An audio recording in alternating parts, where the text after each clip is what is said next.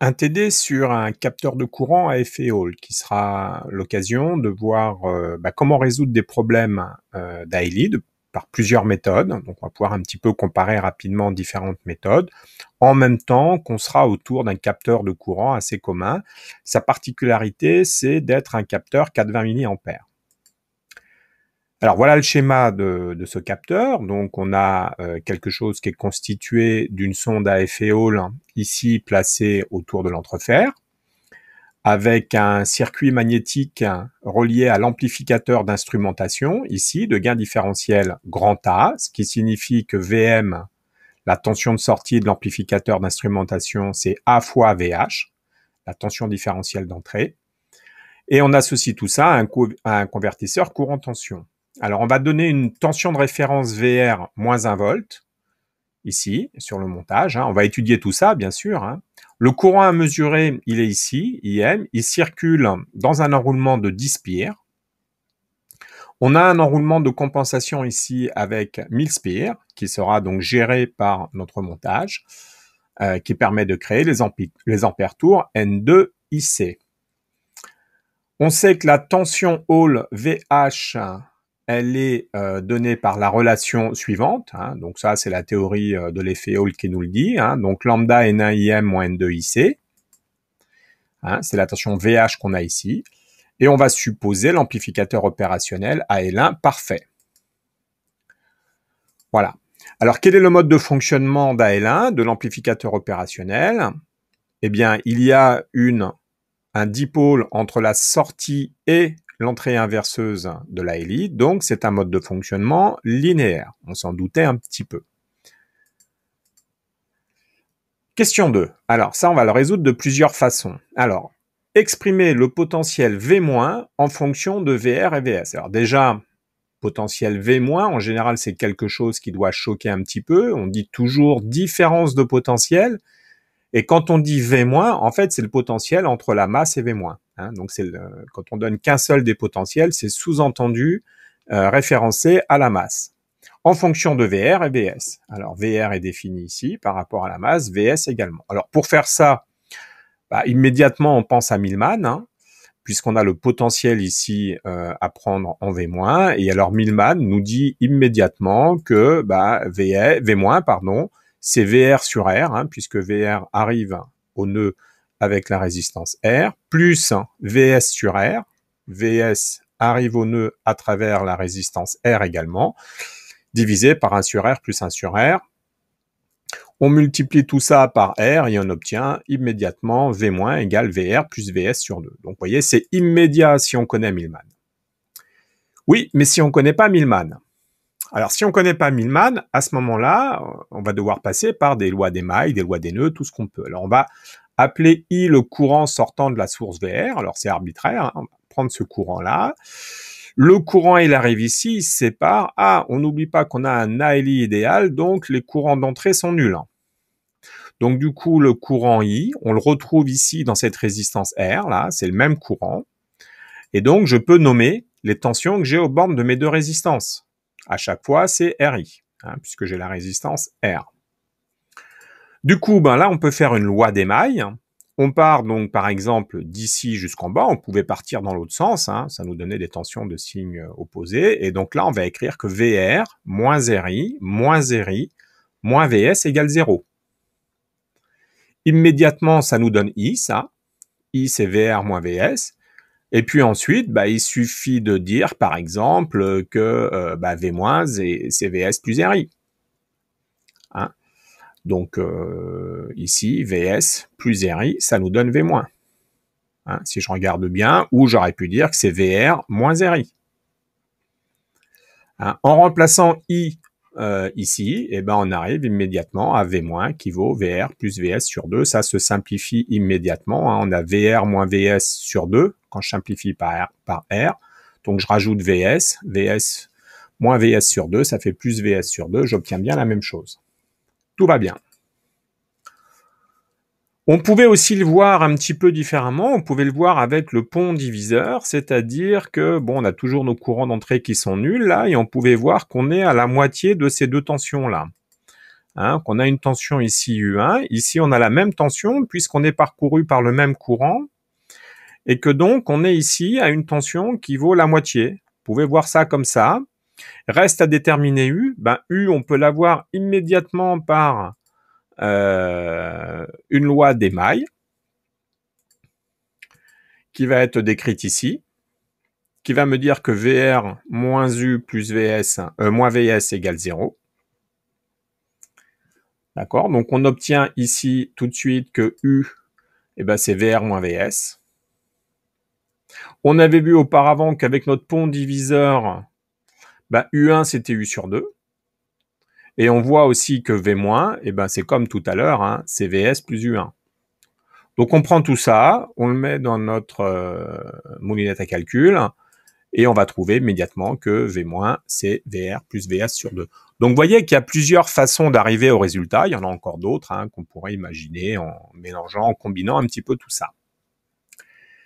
Exprimons V+, en fonction de Rm et IC. Alors V+, c'est le potentiel ici.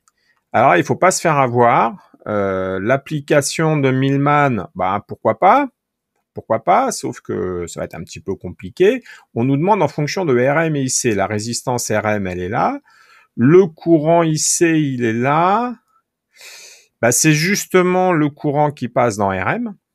Hein, on voit ici très bien. Donc, c'est le courant qui passe dans Rm vers le bas. Donc, la tension avec ce courant-là est dirigée vers le haut. Et ben, si je fais le tour, je suis directement au potentiel V+. De manière triviale, il arrive tout de suite que V+, c'est RMIC. Voilà. Donc, ça, c'était pas difficile. Exprimer V+, là, en fonction de VS, RM, VS, VM, RS et RM. Alors, le potentiel V+, est ici.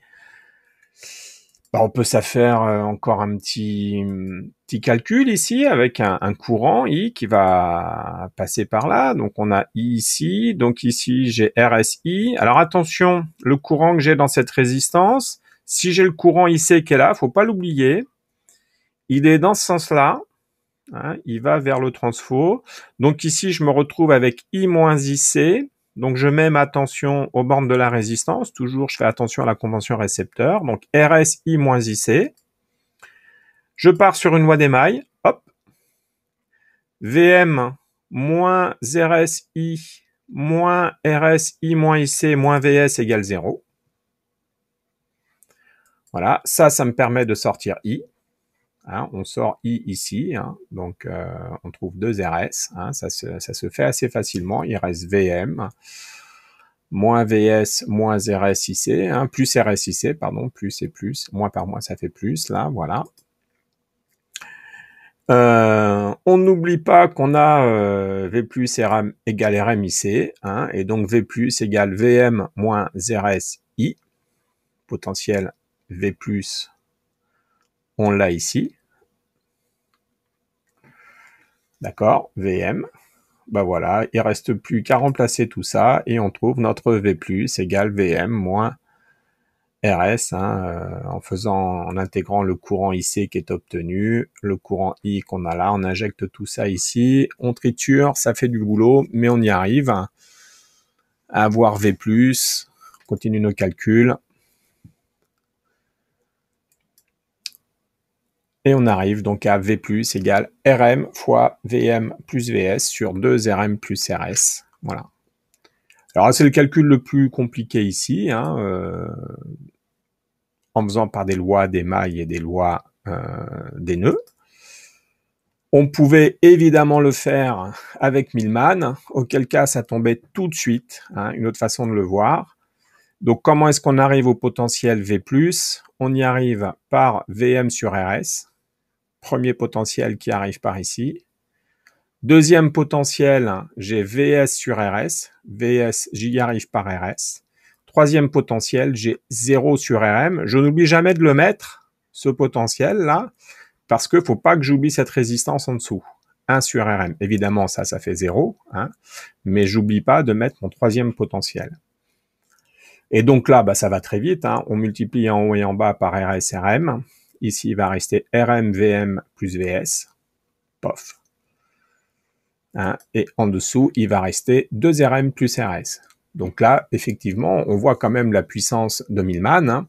Je rappelle que Millman, ce n'est qu'une loi des nœuds, hein. Ça dit que la somme des courants qui arrivent ici égale 0, hein. Donc le courant ici est obtenu avec Vm moins RSI, hein, qui vaut 0. On fait à chaque fois des petits calculs comme ça.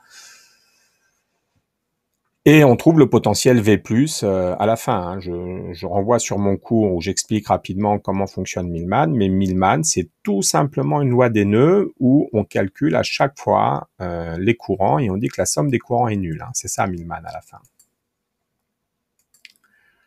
Voilà, montrer alors que le courant de mesure est donné par la relation suivante. Là, IC égale Vm moins Vr sur Rs. Bah là, il faut prendre les résultats qu'on nous a demandé de calculer aux différentes questions. Donc, dans un premier temps, on avait vu ça. Dans un deuxième temps, on a vu ça. Dans un troisième temps, on a vu ça. Alors, bien sûr, il faut dire que l'amplificateur fonctionne en monde linéaire. Donc, V+ égale V-. Et donc, on va écrire un petit peu comme on veut. On peut écrire que ces deux potentiels-là sont égaux, hein, V+ égale V+, c'est sûr. On peut écrire que V+ égale V-. Donc, on a la possibilité de donner une, deux, trois équations, un petit peu comme on veut. Alors ici, j'ai dit que RMIC, donc V+, c'était aussi V-, hein, ce qui me donne le courant IC.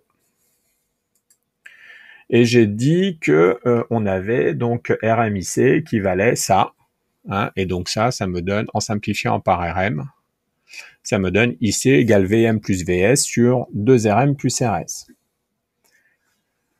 Voilà, ici on sort Vs, puisqu'on se rend compte que dans cette relation-là, ce qu'il faut, c'est retirer Vs, en fait, hein. Donc, d'une des deux relations, on sort Vs, qu'on réinjecte dans l'autre. Et il ne reste plus qu'à sortir le courant IC de cette relation. Ici, on a une simplification qui arrive assez vite et on arrive assez facilement au résultat. Voilà. Ça, c'est un petit calcul qu'il faut se faire à partir de ces trois-là. Alors là, il y a plein de façons de le faire, encore une fois. Je ne dis pas que j'ai la façon la plus rapide de le faire, hein. Voilà pour notre courant IC. On va terminer cette première partie du TD. Je la reprendrai en deuxième partie. Donc, en déduire que l'on a IC égale lambda, etc., hein, je vous laisse lire la relation à trouver. Donc ça, à partir de ce qu'on vient de voir, hein, on prend également ce qui est donné dans l'énoncé, c'est-à-dire que VH c'est lambda N1IM moins N2IC. On a également VM égale AVH, hein, ça ce sont des données de l'énoncé. Et on va remplacer avec les éléments qu'on avait vus, hein, sur le calcul de IC et on va trouver très très rapidement ce qu'on nous demande. On isole tout simplement IC, on obtient bien la relation choisie. Voilà. Donc, les calculs là sont pas très compliqués. Ce qui était intéressant, ce que je voulais faire dans ce TD, c'était montrer l'application de Millman pour trouver des potentiels en certains points et de montrer que même sans connaître Millman, on fait quelques lois des nœuds, quelques lois des mailles et on arrive assez rapidement au résultat souhaité. Voilà, je terminerai le TD dans une autre vidéo pour éviter de surcharger cette partie-là. Comme d'habitude, hein, les calculs sont là que dans l'idée d'une correction. Il faut essayer de faire les calculs soi-même, hein. Ce n'est qu'une aide à la correction après avoir travaillé soi-même.